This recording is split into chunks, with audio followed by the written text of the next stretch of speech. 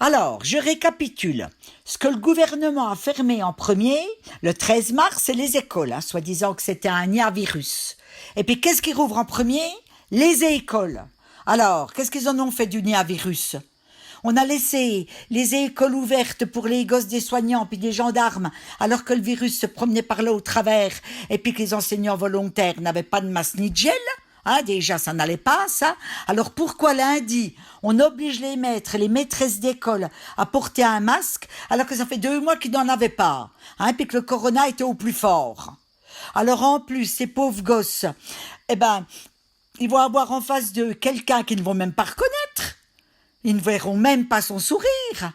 Puis ils ne vont rien comprendre à un mot de ce qu'elle leur dit, leur maîtresse. Et puis ces pauvres maîtresses, elles n'auront même pas eu le temps d'aller au coiffeur. Du beau commerce, tout ça. Alors avant le corona, il fallait surtout regrouper tous les gosses pour qu'ils comprennent mieux.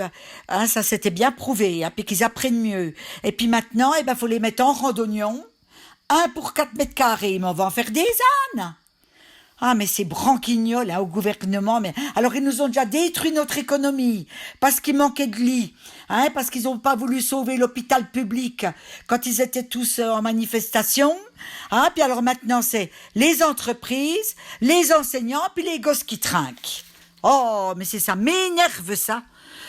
Enfin, au lieu de me mettre en ronde-bœuf, je ferais mieux de répéter quand on voit ce qu'on voit, puis quand on sait ce qu'on sait. On a bien raison de penser ce qu'on pense et puis de ne rien dire.